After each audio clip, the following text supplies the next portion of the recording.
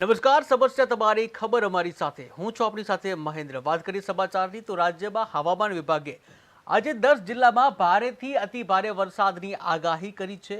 ત્યારે વરસાદની સાથે રાજ્યમાં ગાજવીજ સાથે કરા વરસવાની પણ આગાહી કરવામાં આવી છે. સોમવારે સાંજે અને રાત્રે ભારે પવન સાથે વરસાદ વરસતા અનેક શહેરોમાં તારાજી સર્જાઈ હતી. ત્યારે સોમવારે સવારે 6 વાગ્યાથી સવારે 6 વાગ્યા સુધી એટલે કે આજે 6 વાગ્યા સુધીમાં રાજ્યના 168 તાલુકામાં 1 મીમીથી 1.5 ઇંચ સુધીનો વરસાદ વરસ્યો હતો.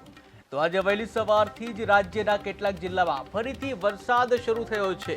હવામાન વિભાગની આગાહી મુજબ આજે પણ કચ્છ અને બનાસકાંઠા સહિતના જિલ્લાઓમાં સ્થિતિ બગડી શકે છે.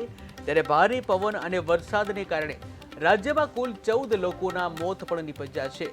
ગઈકાલે અચાનક આવેલા ભારે પવન અને વરસાદથી અફરાતફરીનો માહોલ સર્જાયો હતો. ત્યારે રાજ્યમાં અનેક જગ્યાએ પશુઓના પણ મોત નીપજ્યા છે. તો ખેતી અને કેરીના પાકને પણ વ્યાપક નુકસાન થયું છે.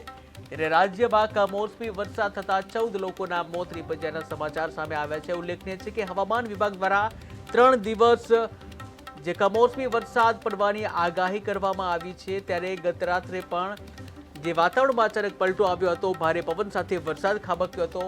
ત્યારે રાજ્યમાં કમોસમી વરસાદમાં અત્યાર સુધીમાં 14 લોકોના મોત નીપજ્યા છે. જ્યાં રાજ્યના અનેક જિલ્લામાં મેઘરાજાનું તાંડવ જોવા મળ્યું હતું. ત્યારે રાત્રિના અનેક શહેરમાં ભારે તારાજી સર્જાઈ હતી. ભારે વરસાદથી રાજ્યમાં કુલ 14 લોકોના મોત નીપજ્યા છે. ત્યારે રાજ્યના 168 તાલુકામાં 1.5 ઇંચ જેટલો વરસાદ જોવા મળ્યો છે.